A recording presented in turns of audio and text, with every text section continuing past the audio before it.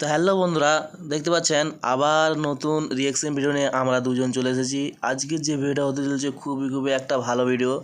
আজকে যে ভিডিওটা নিয়ে রিয়াকশন করব, যে সত্যি কি মক্কাতে ভগবান শিব বন্দি আছে, এইটা নিয়ে একটা রিয়াকশন ভিডিও করব। আপনারা মন দিয়ে ভিডিওটা দেখুন, যে মক্কাতে শিব বন্দি আছে কি না, এই ভিডিওর মাধ্যমে সমস্ত কিছু জানবো। এই ভিডিওটা নেওয়া হয়েছে আই নলেজ চ্যানেল থেকে। তো বন্ধুরা ভিডিওটা দেখতে থাকেন, যদি ভালো লাগে বন্ধুরা কমেন্ট করে জানাবেন কেমন লাগলো। তো চলুন বন্ধুরা ভিডিও দেখা যাক। এই পৃথিবীতে এমন কোনো স্থান নেই যেটি কাবার মতো পরিষ্কার, পরিচ্ছন্ন এবং প্রভাবশালী ইতিহাসের সাক্ষী দিয়ে থাকে। খানে কাবা সৌদি আরবের মক্কা শহরে অবস্থিত। প্রত্যেকদিন লাখো লাখো মুসলিম 24 ঘন্টা কাবাকে তাওয়াফ প্রদক্ষিণ করে থাকেন। খানে কাবার ছবি কোটি কোটি মুসলিমের ঘরকে সৌন্দর্য করে তুলেছে। এই পৃথিবীর সমস্ত মুসলিম ওই খানে কাবাকে নিজের কিবলা মনে করে থাকেন, আর এর দিকে মুখ করে তারা 5 ওয়াক্ত নামাজও আদায় করে থাকেন। এমনিতে তো কাবার ইতিহাস ভীষণ অদ্ভুত এবং মিস্টেরিয়াস, আর যেখানে খুব কম মানুষই এমন থাকবেন যারা সেই অদ্ভুত এবং আশ্চর্য ইতিহাস সম্পর্কে জ্ঞাত রয়েছেন। কিন্তু এই অদ্ভুত ইতিহাসকে কন্ট্রোভার্সি করে আমাদের হিন্দু ভাই বোনেরা এমনটি দাবি করে থাকেন যে 1. মক্কায় একসময় মক্কেশ্বর মন্দির ছিল। 2. মক্কাতে মহাদেবকে বন্দি করে রাখা হয়েছে। 3. হজরে আসওয়াদ সেই কালো পাথর যেটি দিয়ে হজের সময় হাজিরা চুমু দিয়ে থাকে, সেটি একটি শিবলিঙ্গ। তো আজকের এই খুব সুন্দর ভিডিওতে আমরা এই প্রশ্নগুলির সম্বন্ধে বর্ণনা করব, আর তার সাথে সাথে কিছু এমন তথ্য জানবো যেগুলির সম্বন্ধে হতে পারে আপনি এখনো অজানা রয়েছেন। তো আমরা আশা রাখছি আপনারা আমাদের শেষ পর্যন্ত অবশ্যই জুড়ে থাকবেন। আমরা সর্বপ্রথম জেনে নেব খানে কাবাকে কখন, কেমন করে আর কে স্থাপনা করেছিলেন। আমরা বর্তমান যে কাবাকে দেখতে পাই সেটি সবসময় এমনই ছিল না। কুদরতি সমস্যা আর অন্যান্য কারণের জন্য সময়ে সময়ে এই খানে কাবাকে পুনঃস্থাপনা করার প্রয়োজন পড়ত। আমাদের মধ্যে বেশিরভাগ মানুষে মনে করে থাকেন যে কাবার স্থাপনা সর্বপ্রথম হযরত ইব্রাহিম আলাইহিসসালাম এবং তার পুত্রই করেছিলেন, কিন্তু এমনটি একেবারেই নয়। রিওয়ায়াতে এসেছে যখন আল্লাহ সুবহানাহু ওয়া তাআলা হযরত আদম আলাইহিসসালামকে জান্নাত থেকে মাটিতে পাঠালেন, তখন আদম আলাইহিসসালাম আল্লাহর হুকুমে খানে কাবাকে স্থাপনা করলেন, আর যার জন্য তিনি পাহাড় থেকে পাথর নিয়ে এসে কাবার নির্মাণ করেছিলেন। তারপর দীর্ঘ সময় অতিক্রম হয়ে যাওয়ার পর হযরত নূহ আলাইহিসসালামের জামানাতে যখন সেই ভয়ানক তুফান এসেছিল, তখন খানে কাবা সেই তুফানের কারণে ভেসে গিয়েছিল, কিন্তু তবুও কাবার নিশানা বেঁচে ছিল। তারপর ইব্রাহিম আলাইহিসসালামের সময়ে হযরত ইব্রাহিম আলাইহিসসালাম আল্লাহ তাআলার হুকুমে নিজের পুত্র ইসমাইল আলাইহিসসালামকে সঙ্গে নিয়ে সেই স্থানে কাবাকে পুনরায় স্থাপনা করলেন। আর তারপর হযরত মুহাম্মদ সাল্লাল্লাহু আলাইহি সাল্লামের জামানাতে নবুয়তের আগেই কুরাইশরা সেখানে কাবাকে প্রতিষ্ঠা করলেন। কুরাইশ বংশের মানুষরা বেশিরভাগ হারাম উপায়ে টাকা পয়সা উপার্জন করত, কিন্তু তারা কসম খেয়েছিল যে খানে কাবার নির্মাণ শুধুমাত্র হালাল টাকাতেই করবেন। কিন্তু এখানে তারা সম্পূর্ণভাবে সফল হতে পারল না, আর যে কারণে কাবার ছাদের কাজ অসম্পূর্ণ থেকে গেল। তারপর যখন প্রতিষ্ঠিত হয়েছিল তখন সাইয়েদনা আব্দুল্লাহ বিন জুবের রাদিয়াল্লাহু তাআলা আনহুর সময়ে হয়েছিল। আর একেবারে শেষবারের মতো আব্দুল মালিক বিন মারওয়ানের আদেশে হাজ্জাজ বিন ইউসুফ কাবাকে ভাঙলেন এবং সেই স্থানে কাবাকে পুনরায় প্রতিষ্ঠিত করলেন। আর আজ আমরা যেখানে কাবাকে দেখতে পাই সেটি সেই সময় থেকেই বানানো আছে। নবী করিম সাল্লাল্লাহু আলাইহি সাল্লামের জামানাতে যে কোনো মুসলিম ওই খানে কাবাতে আসতে পারতেন এবং ইবাদত করতে পারতেন। তখন খানে কাবাকে সপ্তাহে 2 বার সাধারণ মানুষদের জন্য খোলা হতো, কিন্তু আজকের দিনে মুসলিমদের সংখ্যা বেশি হয়ে যাওয়ার কারণে বছরে শুধুমাত্র 2 বারই খানে কাবাকে খোলা হয়ে থাকে। আর এখন শুধুমাত্র জ্ঞানী ব্যক্তি এবং বিশেষ অতিথিরাই খানে কাবাতে প্রবেশ করতে পারেন। আপনি কি জানেন খানে কাবাতে প্রথমে 2টো দরজা থাকতো, একটি কাবাতে প্রবেশের জন্য আর দ্বিতীয়টি বাইরে বেরিয়ে যাওয়ার জন্য। আরেকটি জানলাও থাকতো, কিন্তু আজ খানে কাবাতে শুধুমাত্র একটি দরজাই রয়েছে। আর এই দরজা 1979 সালে মোটামুটি 30 কিলো স্বর্ণ দ্বারা বানানো হয়েছিল।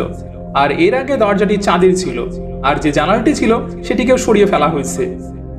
আপনি কি কখনো লক্ষ্য করেছেন যে হজরে আসওয়াদ সব সময় সাদা চাঁদের পাত্র দ্বারাই কেন ঘেরা থাকে? কিছু মানুষের মতামত এমনই যে হজরে আসওয়াদ আমাইয়া ফৌজদের নিক্ষেপ করা পাথর লাগার জন্য ভেঙে যায়। যখন তারা মক্কাতে ছিল তখন এই জান্নাতি পাথর আব্দুল্লাহ বিন জুবের রাদিয়াল্লাহু তাআলা আনহুর দায়িত্বে ছিল, কিন্তু বিশেষজ্ঞদের মতে হজরে আসওয়াদ বাইডেনের সঙ্গে সম্পর্ক স্থাপনা করা ইসমাইলি গুরু মার্ডিয়ার হাতে ভেঙেছিল। এই মানুষগুলোর মনোভাব এমন ছিল যে হজ মোবারক একটি ভীষণই পাক পবিত্র ইবাদত, আর নিজের কথাকে প্রমাণ করার জন্য এই মানুষগুলো 10,000 হুজ্জাজকে মেরে তাদের শরীরকে জমজমের পানিতে ফেলে দিয়েছিল। এই অমুসলিমদের এই বিভৎস কর্মকাণ্ড যথেষ্ট ছিল না, এই শয়তানরা হজরে আসওয়াদকে আরবের মাশরেকে নিয়ে যায় এবং সেখান থেকে ইরাকের শহর কুফাতে নিয়ে গিয়েছিল, আর এটির অজুহাত দেখিয়ে কিছু চাঁদাও আদায় করেছিল। কিন্তু তারপর তাদেরকে বাধ্য করা হলো যে হজরে আসওয়াদকে যেন খলিফায়ে বাশেতের কাছে ফিরিয়ে দেওয়া হয়। কিন্তু যখন এটিকে ফিরিয়ে দেওয়া হলো তো তখন এটি টুকরো টুকরো অংশে বিভক্ত ছিল, আর এই সমস্ত টুকরোগুলোকে একত্রিত করার একটি পদ্ধতি খোলা ছিল, এটিকে কোনো চাঁদের ফ্রেমে বাঁধিয়ে রেখে দেওয়া। কিছু ঐতিহাসিক মনে করে থাকেন যে এই মুকাদ্দেস পাথরের কিছু টুকরো আজও কোথাও গায়েব হয়ে রয়েছে। কাবা শব্দের অর্থ কিউব বা চৌকোনা, কিন্তু আপনি কি জানেন যে ইব্রাহিম আলাইহিস সালামের সময়ে কাবার একদিক গোলাকার ভাবে থাকতো, আর যেটিকে আজ আমরা হাতিম বলে জেনে থাকি। এই হাতিম কাবারও একটি অংশ, আর এই জন্য আজ আপনি দেখে থাকবেন যে বর্তমান তাওয়াফ করা ব্যক্তিরা হাতিমের ভিতর দিয়ে না গিয়ে হাতিমের বাইরের দিক থেকেই তাওয়াফ করে থাকে। সাধারণভাবে রাসূল সাল্লাল্লাহু আলাইহি সাল্লামের নবুয়ত লাভের 9 বছর আগে যখন কুরাইশরা সেখানে কাবার পুনর্নির্মাণ করেন, তখন তারা হালাল মালকে এক স্থানে করতে ব্যর্থ হয়, আর যেই কারণে তারা কাবার এই অংশকে ছেড়ে দিয়েছিল। আমরা মুসলিমরা খানে কাবাকে কালো রঙের কাপড় এবং সোনার ধাগাতে দেখতে দেখতে এমন অভ্যস্ত হয়ে গিয়েছি, আমরা খানে কাবাকে আর কোনো দ্বিতীয় রঙে দেখতেই চাই না। কিন্তু আপনাদেরকে জানিয়ে রাখি যে প্রথমে এখানে কাবার উপর নানান রকমের রং লাগানো হতো, আর যার মধ্যে সবুজ, লাল এবং সাদা রঙও থাকতো। যে কাপড় দিয়ে খানে কাবাকে কভার করা হয় সেটিকে কিসওয়া বলা হয়ে থাকে, আর এই কাপড় সিল্ক এবং কটন দ্বারা বানানো হতো, আর যার উপর কোরআন পাকের কয়েকটি আয়াত সোনার ধাগা দ্বারা লেখা হয়ে থাকে। প্রত্যেকবার হজের সময় জিলহজের 9 তারিখে ফজরের নামাজ পড়ে খানে কাবার কাপড় পরিবর্তন করা হয়। প্রত্যেক বছরে এর পিছনে $60 মিলিয়ন খরচা হয়ে থাকে, আর যদি বাংলা ভাষাতে বলা হয় তাহলে এর পিছনে সৌদি আরব সরকার মোটামুটি 42 কোটি টাকা খরচা করে থাকেন। আপনারা কি জানেন যে খানে কাবার সংখ্যা 2টো? খানে কাবার একেবারে ঠিক উপরে জান্নাতে আরও একটি কাবা আছে, আর যেটিকে রেওয়ায়তে বাইতুল মামুর বলা হয়েছে। রাসূল সাল্লাল্লাহু আলাইহি সাল্লাম মিরাজের কাহিনী বর্ণনা করতে গিয়ে বললেন, যখন আমাকে বাইতুল মামুরকে দেখানো হলো তো এর সম্বন্ধে জিবরিল আমিনকে আমি জিজ্ঞেস করলাম। তখন তিনি জবাব দিলেন, এটি হলো বাইতুল মামুর, যেখানে 70,000 ফেরেশতা প্রত্যেক দিন নামাজ আদায় করে থাকেন। আর যখন তারা একবার সেখান থেকে চলে যান তো কখনোই আর ফিরে আসেন না, মানে প্রত্যেক দিনই এখানে একটি নতুন ফেরেশতাদের দল এসে নামাজ পড়ে যায়। কাবার দরজা খোলার জন্য যে চাবি ব্যবহার করা হয়ে থাকে সেটি কোনো সৌদি সরকারের কাছে নয়, বরং নবী করিম সাল্লাল্লাহু আলাইহি সাল্লামের এক সাহাবার বংশধরের কাছে আছে। মক্কা বিজয়ের পর রাসূল সাল্লাল্লাহু আলাইহি সাল্লামের কাছে যখন খানে কাবার চাবি সমর্পিত করা হলো, তখন রাসূল সাল্লাল্লাহু আলাইহি সাল্লাম এই চাবিকে নিজের কাছে রাখার পরিবর্তে বানি সাইবা বংশের ওসমান বিন তালহার জিম্মেদারিতে রেখে দিলেন। আর সেই সময় থেকে আজ পর্যন্ত খানে কাবার চাবি ওসমান বিন তালহা রাদিয়াল্লাহু তাআলা আনহুর বংশধরদের কাছে আছে। আর মুহাম্মদ সাল্লাল্লাহু আলাইহি সাল্লামের আদেশ অনুসারে এই চাবি কিয়ামত পর্যন্ত তাদের কাছে থাকবে। হযরত মুহাম্মদ সাল্লাল্লাহু আলাইহি সাল্লাম ইরশাদ করেছেন, এগুলো তাদের কাছে রোজ কিয়ামত পর্যন্ত থাকবে, শুধুমাত্র জোর জবরদস্তি করে কেউ ছিনিয়ে না নেওয়া পর্যন্ত। এবার আসছি, খানে কাবা কি সত্যিই মক্কেশ্বর মন্দির? তো এই প্রশ্নের উত্তর জানার আগে আমরা জেনে নেব হযরত ইব্রাহিম আলাইহিস সালাম কেমন প্রকৃতির ব্যক্তি ছিলেন। হযরত ইব্রাহিম আলাইহিস সালাম এক ঈশ্বরে বিশ্বাসী ছিলেন এবং তিনি মূর্তি পূজার ঘোর বিরোধী ছিলেন। আর এর এক্সাম্পল আপনি এই কাহিনী থেকে অনুমান করতে পারবেন যে একদিন ইব্রাহিম আলাইহিস সালামের শহরে একটি ভীষণ বড় মেলা হচ্ছিল। তো ইব্রাহিম আলাইহিস সালামের ফ্যামিলির সকল সদস্যই সেই মেলাতে গিয়েছিলেন, শুধুমাত্র ইব্রাহিম আলাইহিস সালাম ওই বাড়ি ছিলেন। যেহেতু ইব্রাহিম আলাইহিস সালামের বাবা একজন মূর্তি ব্যবসায়ী ছিলেন, তো সেই জন্য আপনার বাড়িতে অনেক মূর্তিও ছিল। তো ইব্রাহিম আলাইহিস সালাম নিজের বাড়িতে বাবার অনুপস্থিতির এমন সুযোগকে খুব সুন্দরভাবে কাজে লাগালেন। মানে আপনার বাড়িতে যতগুলি মূর্তি ছিল সেই মূর্তিগুলোর সবার মাথাকে গর্দান থেকে আলাদা করে দিয়ে একটি বড় কুঠার সেখানে উপস্থিত থাকা সবচেয়ে বড় মূর্তির হাতে ধরিয়ে দিলেন। যখন ইব্রাহিম আলাইহিস সালামের বাবা বাড়ি ফিরে আসলেন তখন তিনি জিজ্ঞেস করলেন, এগুলো কেমন করে হলো? তখন ইব্রাহিম আলাইহিস সালাম বললেন, এরা নিজেরাই নিজেদের মধ্যে মারামারি করেছিল, আর হেরে যাওয়ার পর এখানে যে সবচেয়ে বড় দেবতা ছিল সে সবার গর্দান কেটে দিয়েছে। ইব্রাহিম আলাইহিস সালামের বাবা বললেন, এরা পাথরের মূর্তি, এরা কখনোই সেটা করতে পারবে না। তখন আপনি এমন সুযোগে নিজের বাবাকে বলেই ফেললেন, যখন ওরা কিছুই করতে পারে না তাহলে আপনি এর পূজায় বা কেন করে থাকেন, আর এদের নিয়ে ব্যবসায় বা কেন করছেন? তো এই প্রশ্নের জবাবে আপনার বাবা একেবারে নিশ্চুপ হয়ে গেলেন। কিন্তু এই খবর সেই সময়ের শয়তান বাদশাহ নমরুদের কাছে পৌঁছালো। নমরুদ বাদশাহ ইব্রাহিম আলাইহিস সালামকে খুব কঠিন শাস্তি, মানে এক বিভৎস জ্বলন্ত আগুনে নিক্ষেপ করেছিলেন। এবার কথা এখানে এটি যে যেই মানুষটি মূর্তি ভাঙার জন্য আগুনের সাজাকে পর্যন্ত হাসতে হাসতে গ্রহণ করে নিতে পারে, তিনি কেমনভাবে মূর্তি পূজারী হয়ে থাকবেন? তিনি যেই সময় কাবাকে পুনর্নির্মাণ করেছিলেন সেই সময় কোনো মূর্তি তার ভিতরে ছিলই না, তখন তো এক ঈশ্বরের ইবাদত করা হতো। কিন্তু যেমনই আপনার মৃত্যু হয়ে গেল তখন কিছু সময় অতিক্রম হয়ে যাওয়ার পর আবার মানুষজন প্রকৃতির পূজা করতে থাকলো। আর একটা সময় এমন আসলো যখন এই মূর্তি পূজা সমগ্র আরব দ্বীপে ছড়িয়ে পড়েছিল। এখানে আরও একটি আশ্চর্য কথা এটি যে জাজিয়াতুল আরবের মানুষজন সেই সময় যে দেবতার পূজা করত সেই দেবতা কোনো পুরুষ দেবতা ছিল না, বরং তারা মহিলা ছিল, আর যাদের নাম ছিল লাত, মানাত এবং উর্জা।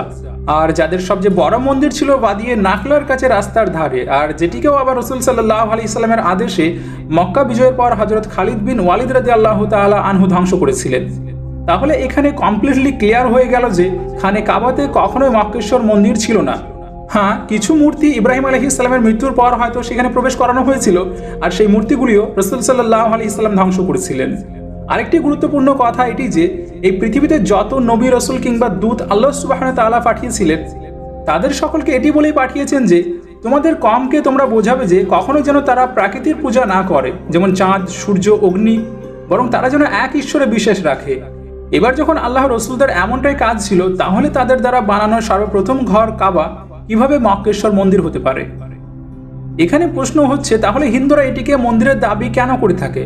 তো এর উত্তর হবে, এই মক্কার কাবাকে মন্দিরের দাবি একজন শিক্ষিত হিন্দু কখনো করে থাকে না, বরং যারা অশিক্ষিত এবং কোনো রাজনৈতিক দলের সাথে জুড়ে গিয়েছে তারা এটি দাবি করে যে কাবা শরীফের ভিতরে মক্কেশ্বর মহাদেবকে বন্দী করে রাখা হয়েছে। আর রাজনৈতিক নেতারাও এটি এই জন্যই বলে থাকেন যাতে করে এখান থেকে হিন্দু মুসলিমদের মধ্যে সারা জীবন যুদ্ধ বেঁধে থাকে, আর তার সেই ফায়দা তারা নিজেরাই বসে বসে তুলতে পারে।